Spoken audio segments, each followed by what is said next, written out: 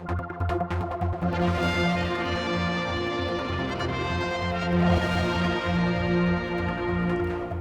reform is on the political agenda and parents are being urged to take part in a consultation exercise.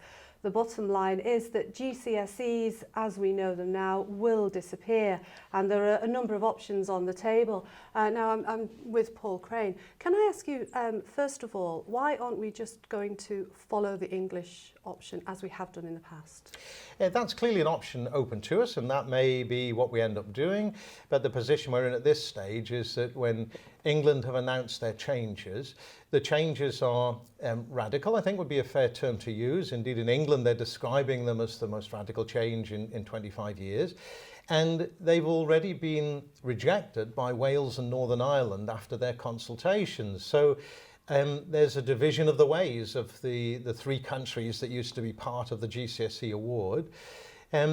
Some elements of the changes in the GCSE in England raise questions about what's important in education and how it should be assessed. And therefore, we feel it's absolutely right to look at some of the alternatives that could exist. For example, in the reforms in England, there's going to be a move to remove coursework in nearly all subjects. I think at this stage, perhaps just 10% of the marks for science will come from a practical exam, but coursework is going to disappear. The exams are once again linear, so the modularity's gone, and therefore we're removing to students sitting exams at the end of a 2-year course, and all of their marks depend on that. And it hasn't been like that since the 1980s, so that's a major shift. I think that the other, I mean, you say they're radical, they're quite controversial. Is it not the case that the arts subjects will suffer, that you won't be able to take a final examination in certain subjects that are available now? That's not clear yet. What has been said, and I was at a meeting where Glenys Stacey, the head of Ofqual, the regulatory body, said that she thought that qualifications that are not predominantly assessed by an end-of-course exam, and that inevitably means art and drama and design technology, perhaps they should not be GCSEs. So at this stage, it isn't clear what will happen to those. The changes in England are being phased in, so we know what's happening with English language, English literature and maths. They will start teaching from 2015. We know that the following year, at least science, history, geography, modern languages will also switch to the new exam. And we're not sure what happens beyond that, but these new exams will not only have end-of-course exams, they'll be graded differently from 9 to 1. 9 will be higher than the existing A star. The grades in the middle will be subdivided more, and the grades at the lower end merged together, so there are changes in the grading structure.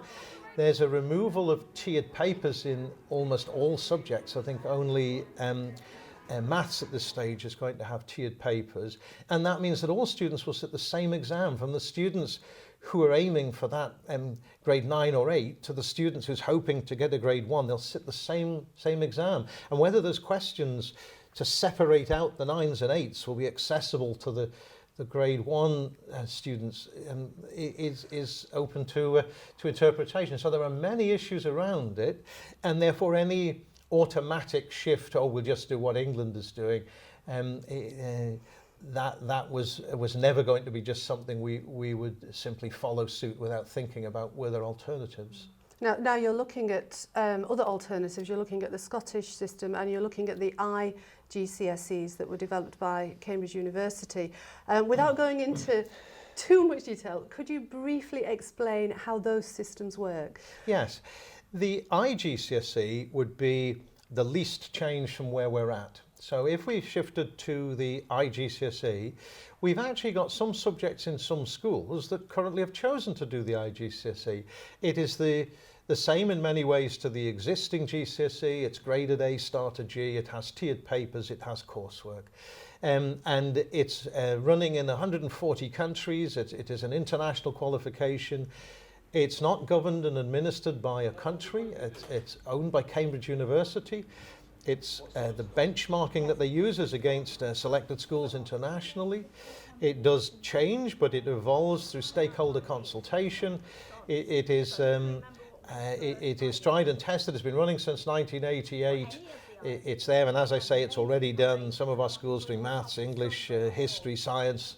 Some schools already using it. So that's the one that would be least change for us. The one that would be most change, and if the change that's going on in England is radical, the change to the Scottish education system would be very bold, really. But it involves, they've actually just reformed their own qualifications for 14, 16-year-olds. In September last year, they launched the National 4 and National 5 qualifications. The National 5 would be the main qualification for most students. If I'm trying to give a condensed version, that is graded A star to C. It includes coursework as well as terminal exams, and most students would be sitting, they could start it in year 10. In fact, they could do some in a year. They might be sitting 8 in year 11, but it is something where the qualifications are more integrated, so some year 11 students could be starting on their higher.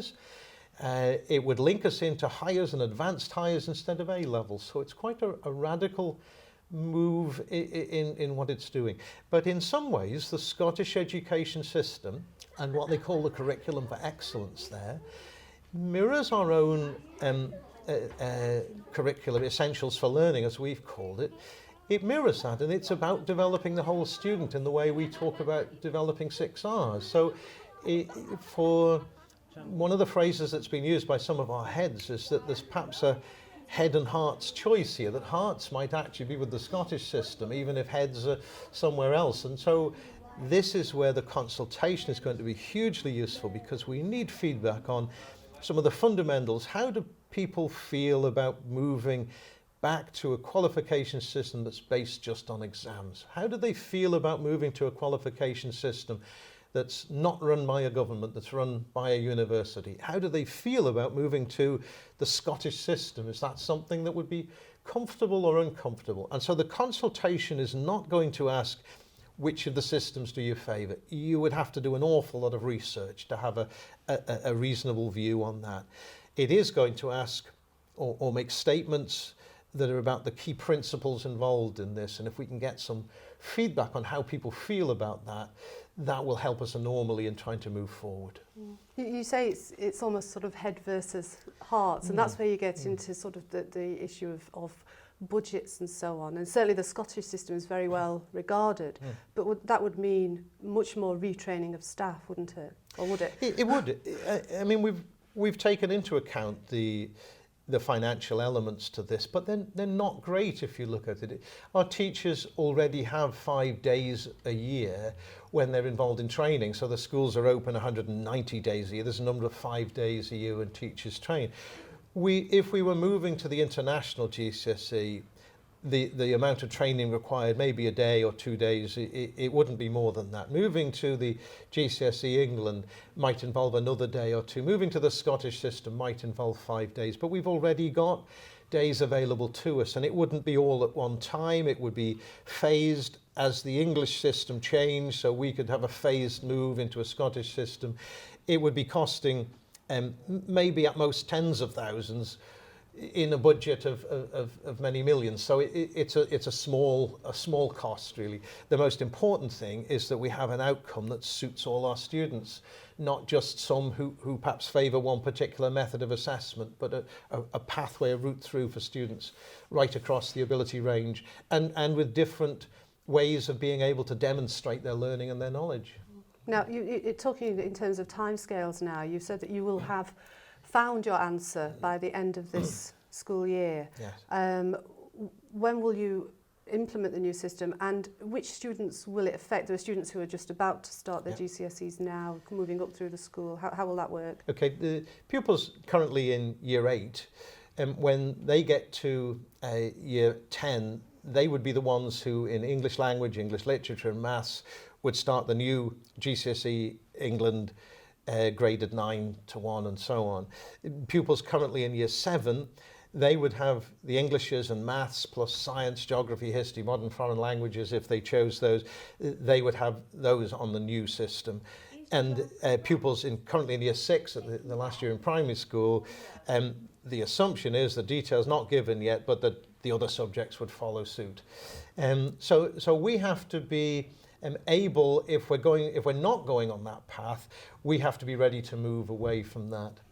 If the decision that comes in July is that we're going to follow the Scottish system, we have to be ready a year after that to start teaching the Scottish system for English language, English literature and maths. And we would need to give our teachers, because the Scottish system I'm using, because it would be the biggest difference from what we're doing now, we need to give our teachers a year to prepare for that change. So our schools need to have a decision by September. So we're trying to have a decision before the end of the school year that will take us forward on that. How can parents get involved in this consultation progress? You mentioned that the questions that you have prepared, a questionnaire almost for them. How do they get involved in that? We hope they will get involved, because what we're asking fundamentally is just them to take 10 statements and give us their response to those statements. So it's fairly easy. Yes, there's an open section at the end, and they can go on and write a great deal if they like, though I hope they'll be focused and brief, because we're expecting a lot of replies. We are setting up a system whereby they can do that online using SurveyMonkey, and we would encourage them to do that, because if we do get large numbers, it'll do the processing of it to save us an awful lot of work. But there'll also be versions available online. If they go onto the Isle of Man government website, there's a consultation section, and they'll find the paper in there as a paper that they can print out and tick the boxes and post it in. There'll also be paper versions available in the department here, so that they can get hold of a paper version if they prefer.